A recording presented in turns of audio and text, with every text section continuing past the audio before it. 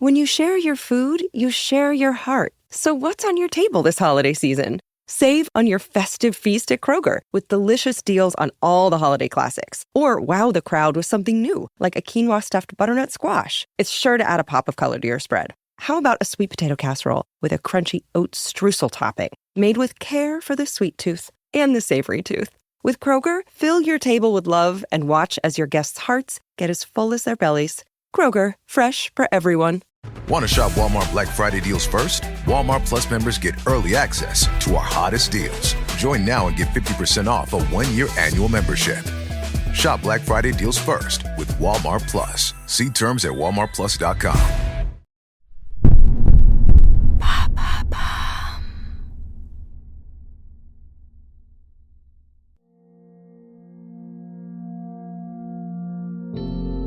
Printemps 1543. Dans l'une des chambres du château de Hampton Court, près de Londres, l'heure est à la passion. Un peu plus tôt, Catherine part à monter les escaliers glacés du Palais Royal pour rejoindre son amant, un certain Thomas Seymour.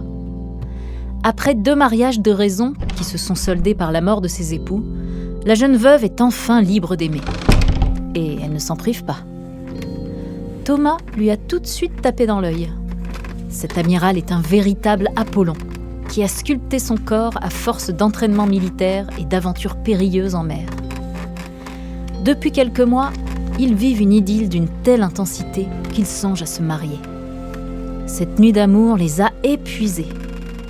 Catherine pose sa tête sur le torse de son amant et regarde l'aube poindre à travers le vitrail de la fenêtre.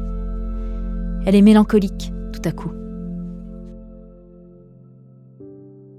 En fait, Catherine sait que cette nuit passée ensemble est la dernière. Elle se redresse légèrement et, tout en caressant la peau dorée de Thomas, le regarde dans les yeux. Mon amour, cette fois, je n'ai pas le choix. J'ai accepté. Je vais me marier avec lui. Alors c'est décidé. Il n'y a rien à faire. J'en ai bien peur. Comment pourrais-je dire non à notre roi ? Thomas frissonne. Ce roi, c'est Henri VIII, un monarque connu pour ses nombreuses épouses. Le problème, c'est que la plupart d'entre elles sont aujourd'hui mortes et enterrées. Le jeune homme se tait. Il regarde le visage de sa bien-aimée, ses traits fins et son regard brillant d'intelligence. Il ferait tout pour elle, à part s'opposer au monarque le plus cruel d'Europe.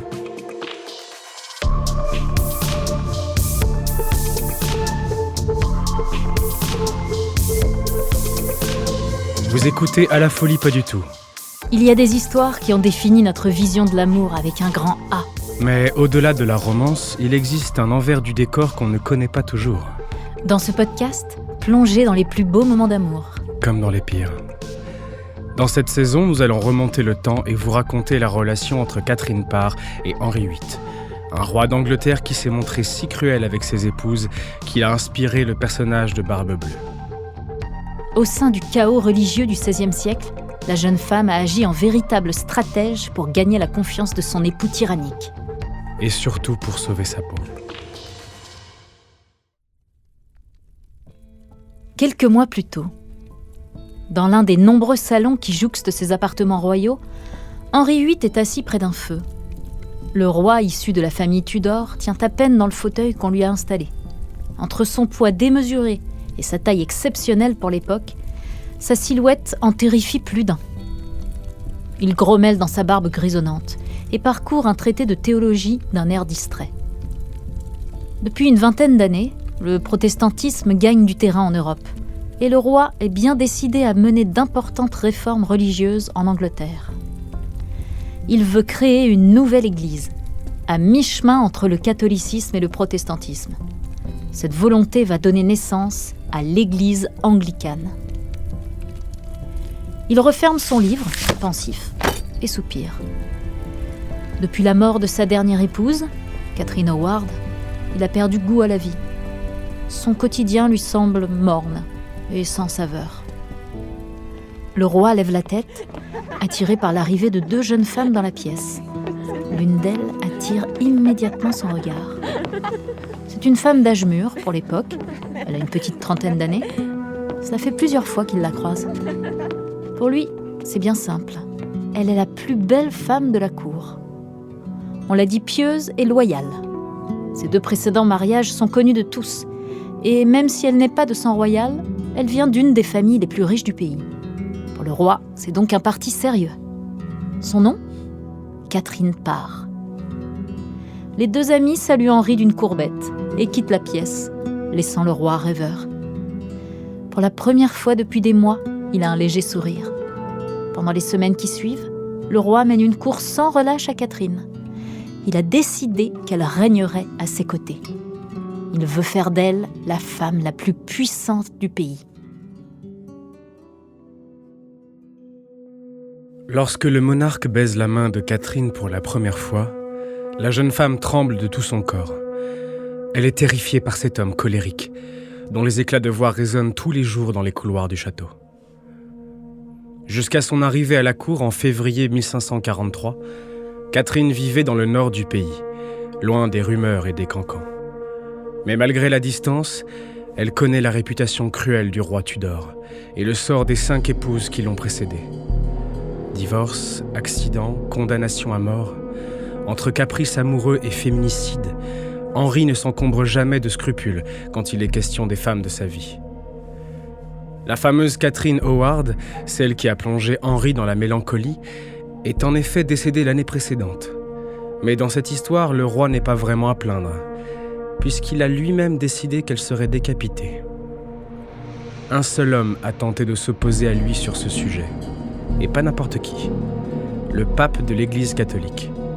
Il était le seul à pouvoir lui tenir tête quand il a refusé de rompre son mariage avec Catherine d'Aragon, sa toute première épouse. Qu'à cela ne tienne, Henri a rompu avec Rome en 1534 et créé sa propre église anglicane, plongeant l'Angleterre dans une période chaotique. Tout ça pour un divorce.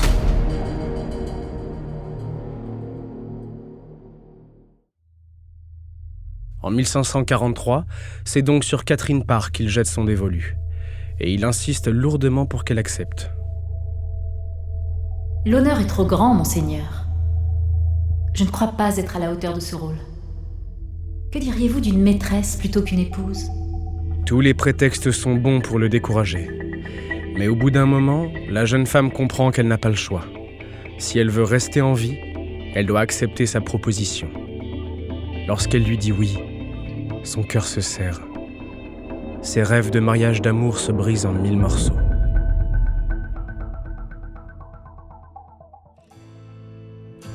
D'un autre côté, Catherine mesure sa chance. Les mariages d'amour sont très rares à l'époque, en particulier dans les milieux aristocratiques. Pour les femmes, ces unions sont surtout l'occasion d'assurer leurs arrières et de sécuriser l'avenir de leurs enfants. Pour le commun des mortels, les sentiments sont donc loin d'être au cœur de leurs préoccupations.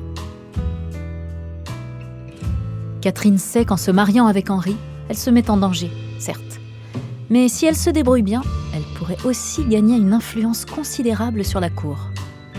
Ces dernières années, la jeune veuve a été séduite par la nouvelle foi, comme on l'appelle. Sans abandonner le catholicisme, elle pense que ce mariage lui permettrait de pousser les réformes le plus loin possible. Bientôt, elle considère cette union comme une mission divine. Et pour elle, Dieu est bien plus important que n'importe quel amant. Dès que le mariage est décidé, Henri s'arrange pour envoyer Thomas Seymour loin de la cour, à l'autre bout du continent. Loin des yeux, loin du cœur, comme dirait le dicton. Comme la peste fait des ravages dans la capitale, la cérémonie a lieu en petit comité, pour ne pas risquer de contamination. À peine quelques mois après son arrivée à la cour, Catherine Parr devient officiellement reine d'Angleterre.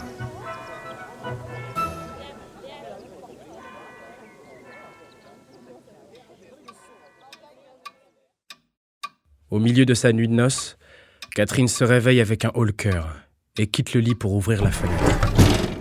Couché sur le dos et maintenu par une montagne d'oreillers, Henri dort à poings fermés. Un filet de salive coule de sa bouche entr'ouverte. Un liquide poisseux s'écoule de sa jambe dans un petit bac. Il vient d'une plaie mal soignée, qui s'est infectée au point de ronger le membre jusqu'à l'os. La pièce est envahie par cette odeur pestilentielle. La reine observe son nouveau mari. Il est loin du prince charmant qu'il était, dit-on, dans sa jeunesse.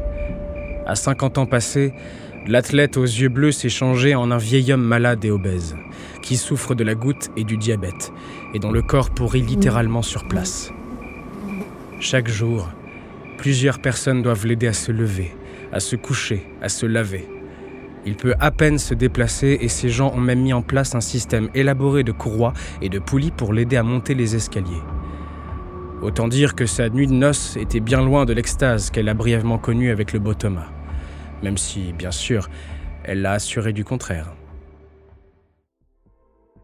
Pendant la première année de leur mariage, Catherine va jouer le rôle d'une infirmière auprès de son mari à la santé déclinante. Cette mission va-t-elle lui permettre de gagner la confiance du roi ou l'enfermer dans une image domestique, loin des enjeux politiques du royaume ? Avant de poursuivre cet épisode, nous voulions vous remercier pour votre écoute. Si vous voulez continuer de nous soutenir, abonnez-vous à la chaîne Bababam Plus sur Apple Podcast. Cela vous permettra une écoute sans interruption. Ou bien, écoutez ce message de notre partenaire sans qui ce podcast ne pourrait exister. Ne partez pas, on se retrouve tout de suite après. Il est 2h du matin. Après quelques mois de mariage, le couple royal a décidé de faire chambre à part. Catherine dort dans une pièce voisine, d'où elle entend son mari l'appeler, en cas de besoin. Mais surtout, elle échappe à son odeur répugnante. Toutes les journées de la reine sont organisées autour du bien-être de son mari. La veille, après lui avoir fait la lecture, elle a regagné sa chambre dans l'espoir de s'accorder quelques heures de sommeil. Mais soudain, les cris de son mari viennent la réveiller. Sa jambe ulcéreuse fait souffrir le martyre au vieil homme. La reine se lève et entre dans la chambre d'Henri. Son visage est rouge, un mélange de douleur et de colère de se voir réduit à cet état. Dans ces cas-là, elle sait qu'il vaut mieux ne rien dire, au risque de subir ses foudres. Sans un mot, elle s'approche de lui et change les couvertures souillées par la plaie infectée. Elle lui sourit, le rassure d'une caresse et le rafraîchit avec une compresse d'eau froide. Après avoir avalé un verre de bière et dévoré quelques gâteaux, Henri s'apaise et finit par se rendormir. Son épouse lui prend la main. Il lui ferait presque pitié. Dès les premières années de leur mariage, Catherine s'arrange pour occuper une place centrale dans la famille Tudor et gagner en influence auprès de son mari. À la fois belle-mère bienveillante et épouse dévouée, elle occupe un rôle domestique qui va lui permettre de défendre ses propres intérêts. This episode is brought to you by Allstate. Some people just know they could save hundreds on car insurance by checking Allstate first. Like you know to check the date of the big game first before you accidentally buy tickets on your 20th wedding anniversary and have to spend the next 20 years of your marriage making up for it. Yeah, checking first is smart. So check Allstate first for a quote that could save you hundreds. You're in good hands with Allstate. Savings vary. Terms apply. Allstate Fire and Casualty Insurance Company and Affiliates. Northbrook, Illinois. Shop Blinds.com Cyber Monday sales event now for some of the best deals of the season. A Blinds.com design expert can help you make the perfect selection on your schedule. We can handle everything from measure to your whole home installed for one low cost. With over 25 million windows covered, Blinds.com is the #1 online retailer of custom window coverings. Save up to 50% site-wide, plus doorbusters and a free professional measure right now at Blinds.com. Rules and restrictions may apply.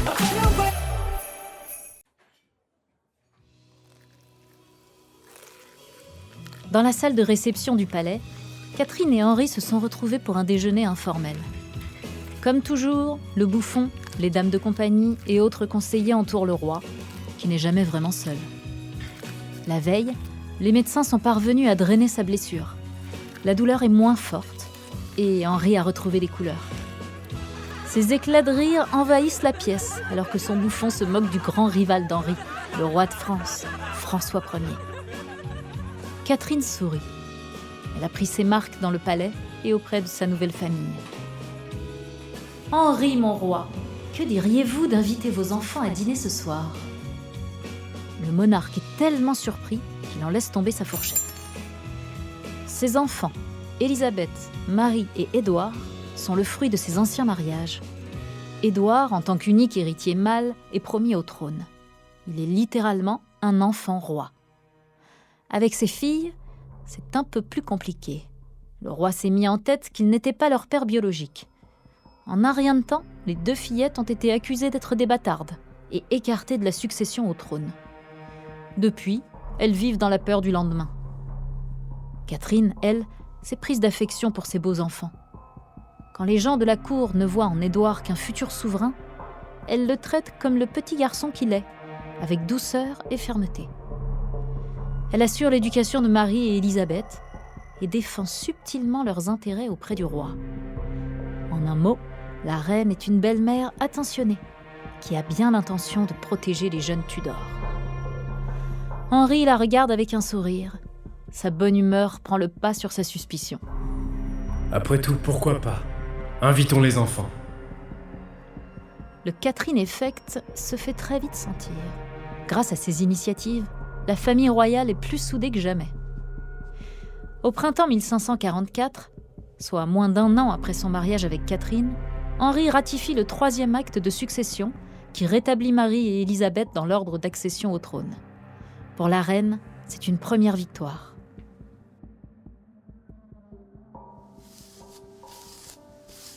Un matin, la dame de compagnie de Catherine coiffe les longs cheveux de la reine lorsqu'un valet toque à la porte.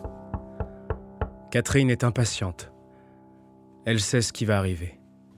Ce matin, on lui présente les bijoux de la couronne royale, une montagne de pierres précieuses qui lui reviennent à elle seule. Tandis que le trésor est étalé devant ses yeux, Catherine leur trouve un éclat familier. Son visage se crispe. Cet imposant collier en émeraude. Elle l'a vu sur le portrait de Catherine Howard, l'épouse décapitée en 1541 sur ordre de Henri. Et cette petite couronne, c'était celle d'Anne Boleyn, que le roi a accusée à tort d'adultère et d'inceste. On dit que dans toute la ville, on entendait ses cris s'échapper de la tour de Londres, jusqu'à sa décapitation en 1536. Encore une décision de Henri. Dans son esprit, les bracelets, les bagues et les colliers se couvrent de sang. Des visions de mort, d'humiliation et de réclusion passent devant ses yeux. Sa gorge se serre.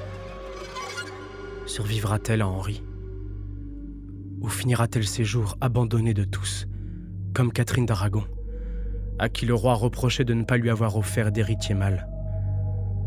Fausse couche, enfant mort-né, ou même naissance de filles, tous ces revers vécus par les épouses de Henri sont vus comme des échecs. Cela peut leur être reproché, sans que la responsabilité du roi ne soit jamais mise en cause. Et lorsque la couronne décide qu'un mariage a assez duré, tous les prétextes sont bons pour l'annuler ou supprimer l'épouse du moment. À 32 ans, Catherine n'a jamais eu d'enfant. Elle sait que son infertilité supposée la met en danger. Si elle ne se rend pas utile, elle risque ce qu'elle a de plus précieux, sa vie. Enfant ou pas, Catherine est bien décidée à conserver sa place auprès du roi. Elle avait accepté sa demande en mariage en tremblant, mais le temps passé a fini par la rassurer. En fait, leurs caractères sont plutôt compatibles. Hormis les crises de douleur qui mettent Henri dans une colère noire, il se montre plutôt doux avec elle, et même aimant, d'une certaine manière. Elle sait qu'elle doit louvoyer, et que sa réputation de protestante pourrait lui attirer des ennuis auprès des conseillers catholiques qui défendent le pouvoir du pape. Mais elle a bon espoir de conserver son influence sur le roi. Lui admire sa dignité et son honnêteté. Et cela se confirme lorsque la jeune femme lui annonce la devise qu'elle s'est choisie, une courte citation qui annonce la couleur de ses années en tant que reine. « Être utile dans tout ce que je fais ». Rapidement, il l'invite à participer aux entretiens avec ses conseillers, aux proclamations royales et aux visites diplomatiques. Catherine règne à ses côtés, avec finesse et droiture. Grâce aux soins constants de son épouse, le moral d'Henri remonte, même si sa santé est plus instable que jamais.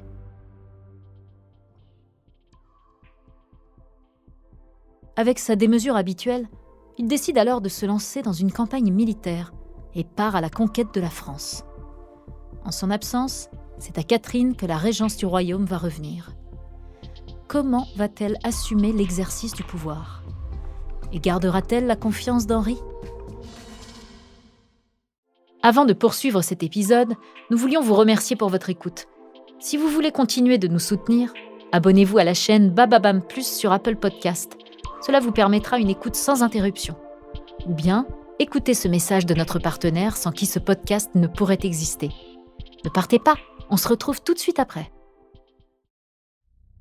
Mai 1544. Catherine se rend dans la cour du château, où elle a été convoquée par le roi. Cela fait plusieurs mois qu'il parle de cette campagne militaire, et la cour est en plein préparatif. Ses armées doivent prendre la route dans quelques semaines à peine. Catherine rejoint son mari. C'est alors qu'elle remarque un homme à cheval passer la grande porte. Un doute la saisit. Puis elle manque de défaillir quand le cavalier s'approche. En une fraction de seconde, elle reconnaît cette barbe dorée et ses yeux étincelants. C'est Thomas Seymour, son ancien amant. Cela fait plus d'1 an qu'elle ne l'a pas vu. Il est sur le point de s'engager dans les armées du roi et de combattre en France. Quand il descend de cheval et met le genou à terre pour la saluer, le cœur de Catherine s'emballe. Elle tourne la tête vers Henri. Elle le sait au courant de son idylle passée avec le bel amiral. Le roi, qui a accusé 2 de ses anciennes épouses d'adultère, serait-il en train de lui tendre un piège ? Malgré le bref retour de Thomas à la cour, Catherine reste droite dans ses bottes. Elle comprend que le roi est en train de la tester et qu'il cherche à savoir s'il peut lui faire confiance. Le charme de Thomas reste intact et elle pourrait aisément le rejoindre dans sa chambre à la nuit tombée. Mais ce n'est pas le moment de trahir son mari. Et pour cause, elle espère assurer la régence du royaume pendant la campagne militaire.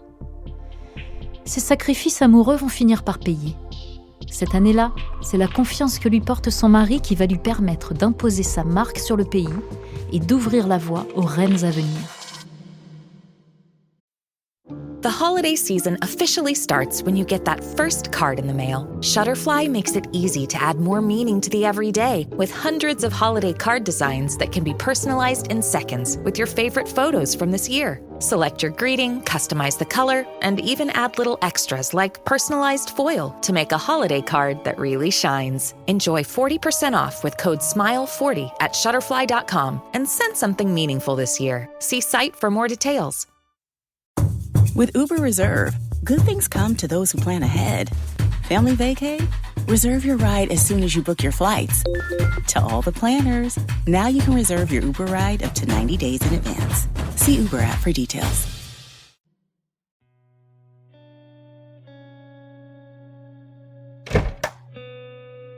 Le lendemain soir, Catherine est seule avec le roi. Les rideaux de la chambre royale sont tirés et des bougies éclairent la pièce. La jambe malade du roi est un peu moins douloureuse ce soir. Il est de bonne humeur. La perspective de la guerre à venir l'enchante, même si personne ne comprend vraiment comment il compte se battre, puisqu'il a déjà du mal à marcher. Après avoir longuement discuté de ses conquêtes à venir, Henri se tourne vers son épouse, l'œil rieur. « Ma très chère épouse, approchez-vous. » Catherine s'assoit tout près de lui, en lui prenant la main. Le roi marque une pause. Ces derniers mois, vous m'avez prouvé que vous avez l'étoffe d'une véritable reine. Vous avez régné à mes côtés, et vous êtes érudite pour une femme. Pas autant que moi, bien sûr, mais tout de même. Je crois que j'ai enfin trouvé une dame à la hauteur. Pendant mon absence, je veux que vous assuriez la régence. Je vous laisse les rênes du royaume.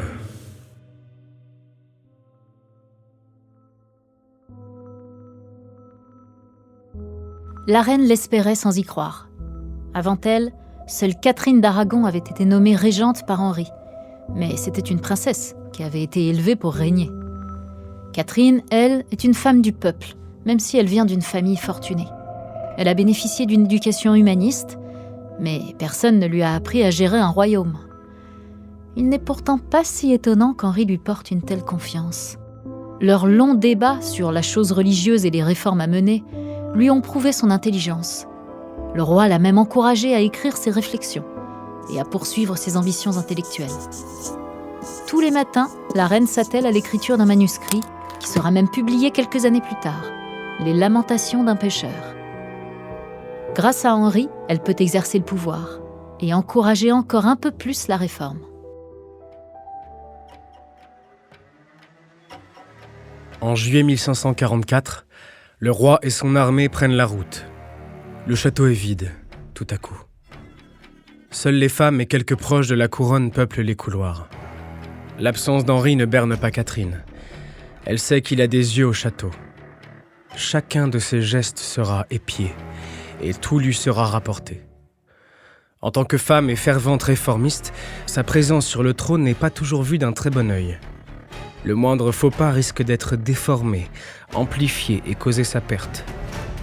Alors, cette marque de confiance est également un baptême du feu. Si elle échoue à sa tâche, la relation qu'elle a bâtie avec le roi partira en fumée. Ses efforts et le sacrifice de son amour pour Thomas n'auront servi à rien. Un frisson la parcourt lorsqu'elle voit le roi s'éloigner. Pourvu que les Écossais ne profitent pas de son absence pour attaquer le royaume, comme ils l'avaient fait sous la régence de Catherine d'Aragon en 1513.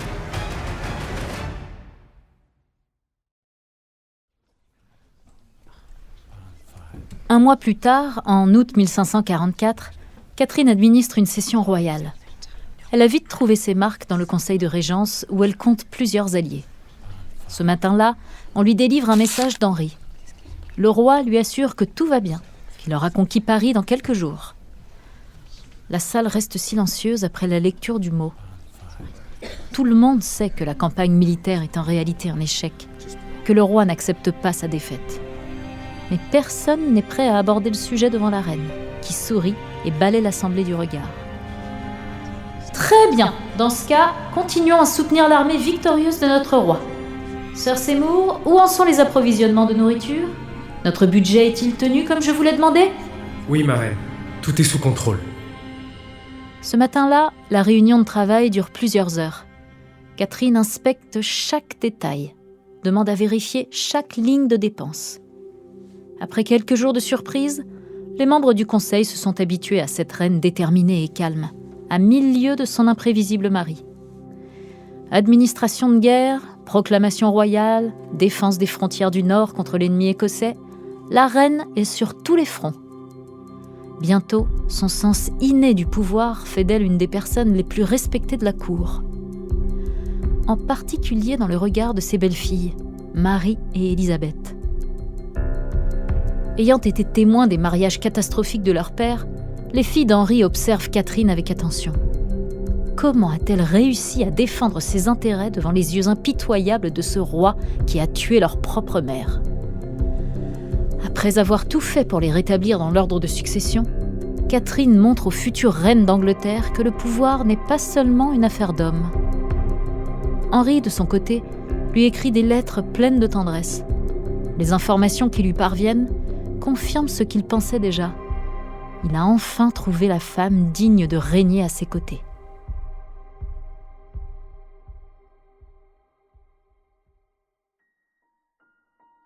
Sa situation à la cour est pourtant délicate. Pour l'époque, elle n'est qu'une simple femme, après tout. Et la couronne d'Angleterre a montré qu'elle n'était pas du genre à accorder de seconde chance. Elle est parvenue à séduire le roi, c'est vrai, mais plus de pouvoir égale plus de danger. Sa confiance est fragile et elle va devoir veiller à ne pas se brûler les ailes. À son retour de France, Henri est d'une humeur massacrante. Sa défaite militaire est difficile à avaler et sa santé décline. Pendant plus de 2 ans, la fin de son règne plombe l'ambiance de la cour. Parfois, Catherine l'entend envisager un nouveau mariage, soufflé par ses conseillers. Elle commence à craindre qu'on l'écarte de la cour, ou pire. Lorsque Anne Askew, une de ses suivantes, est accusée d'hérétisme, le roi n'hésite pas à traiter la pauvre femme de la plus cruelle des façons, en la torturant pendant des jours et en la condamnant au bûcher. La reine joue le tout pour lui sauver la vie. Serait-ce le faux pas qui causera sa chute ? Avant de poursuivre cet épisode, nous voulions vous remercier pour votre écoute. Si vous voulez continuer de nous soutenir, abonnez-vous à la chaîne Bababam Plus sur Apple Podcast. Cela vous permettra une écoute sans interruption. Ou bien, Écoutez ce message de notre partenaire sans qui ce podcast ne pourrait exister. Ne partez pas, on se retrouve tout de suite après. Printemps 1546. Catherine est assise aux côtés d'Henri dans sa chambre. Les conseillers se succèdent auprès du souverain, lui transmettant des nouvelles du front écossais où les révoltes font rage. Henri est plus malade que jamais. Entre eux, les médecins se demandent même comment il a réussi à tenir jusque-là. La reine est toujours auprès de lui et l'assiste dans les affaires quotidiennes, comme dans le gouvernement du royaume. Catherine se fait discrète et tente surtout d'apaiser le roi pour le guider vers des décisions plus raisonnables que celles dictées par la douleur et la mauvaise humeur.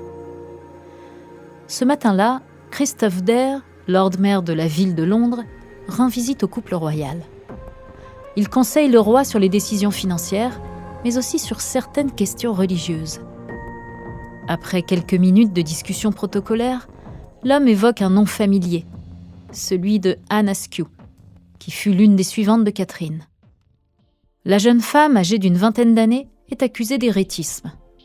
Lorsque Catherine entend son nom, son sang se glace, mais elle ne laisse rien transparaître.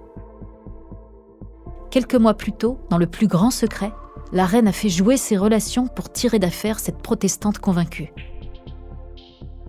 Mais ce matin, Lord Dare leur annonce qu'elle a été arrêtée une nouvelle fois et demande au roi de décider si elle doit vivre ou non. What's up, guys? It's the champ, Sean O'Malley, here to talk to you about Prize Picks. Prize Picks is the best place to win real money while watching football.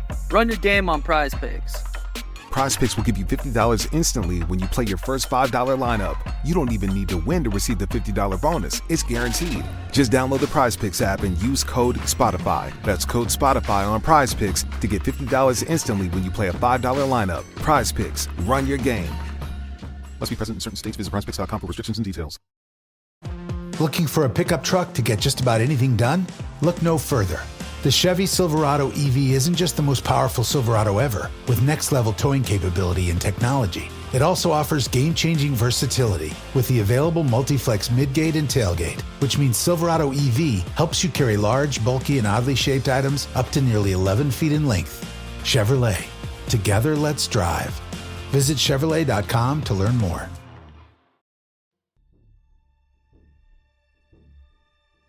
À présent qu'elle se retrouve seule avec son mari, Catherine évite d'aborder le sujet frontalement. Après tout, c'est son mari qui a décidé que tous les hérétiques devaient finir sur le bûcher. Elle ne peut pourtant pas se résoudre à la laisser mourir sans rien faire. Alors, sans demander directement au roi d'épargner Anne, elle lui confie longuement la pitié qu'elle ressent. Henri hoche la tête, l'air distrait. Elle mérite peut-être de vivre, finalement. Malgré les bons rapports d'Henri et Catherine, la reine va être rattrapée par les conspirateurs de la cour et par l'impulsivité de son mari. Alors que la fin de son règne approche, elle est plus que jamais à sa merci.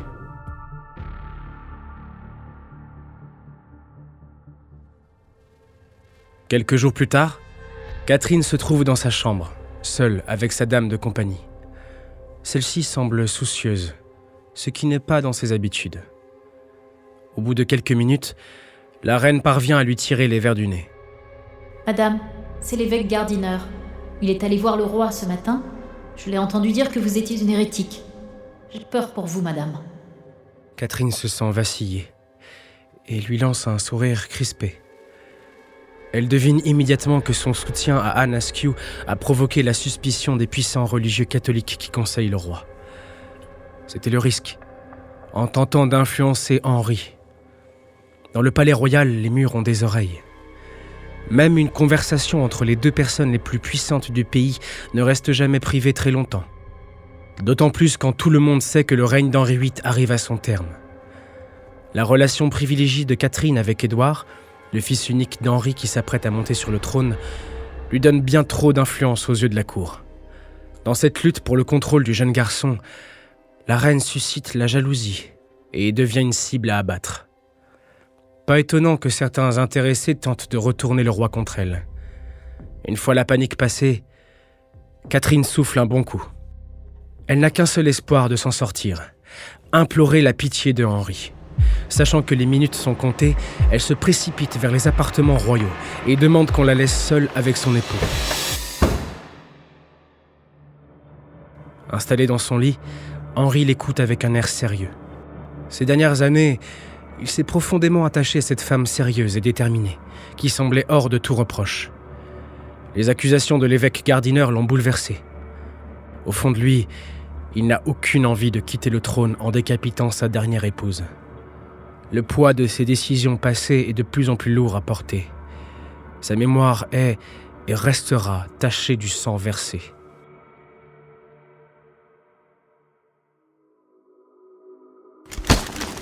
Mais quand Catherine tombe à genoux devant lui, les joues baignées de larmes, et qu'elle implore son pardon, Henri reste impassible. Elle lui assure qu'elle n'a nullement tenté de l'influencer, qu'elle ne voulait pas remettre en cause la loi qu'il a établie. Les visages des anciennes épouses de Henri passent à toute vitesse devant les yeux de Catherine. Et si son portrait était le prochain à rejoindre cette galerie macabre ? Désespérée, la reine joue le tout pour le tout.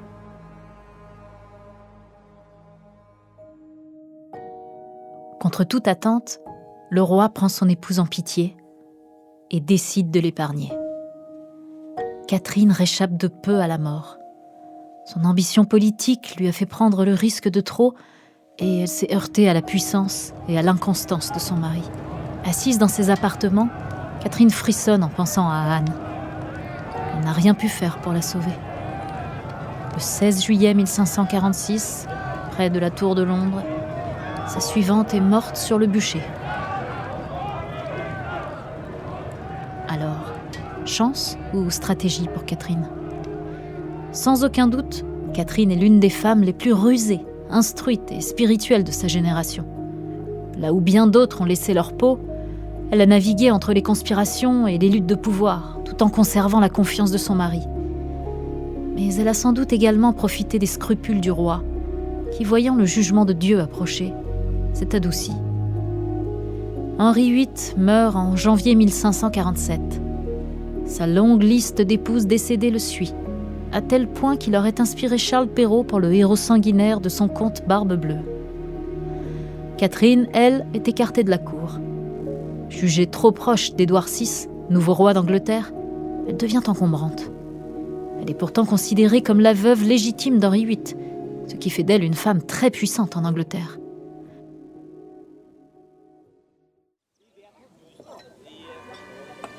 Quelques mois plus tard, elle se marie enfin avec Thomas Seymour, son amour perdu.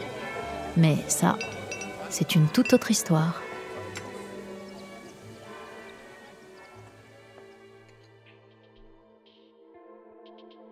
En Europe, les femmes ont été peu nombreuses à régner. Dans les monarchies comme ailleurs, c'est souvent par leur statut d'épouse, de fille ou de sœur qu'elles ont acquis de l'influence. Certains diront qu'il ne s'agit que des miettes du pouvoir. D'autres que les femmes ont toujours tenté de changer le système patriarcal de l'intérieur, par des réformes plutôt que des révolutions. Après tout, c'est bien grâce au mariage de Catherine Parr et de Henri VIII que les femmes ont pu siéger sur le trône d'Angleterre dès 1553. Grâce à la 3e loi de succession pour laquelle Catherine s'est battue, Marie Ier devient alors la toute première reine d'Angleterre. Mais l'histoire de Catherine prouve bien que la position de ces femmes influentes est particulièrement fragile.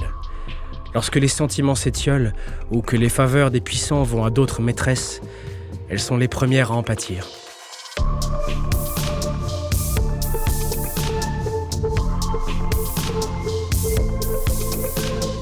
Merci d'avoir écouté À la folie pas du tout, une production Bababam.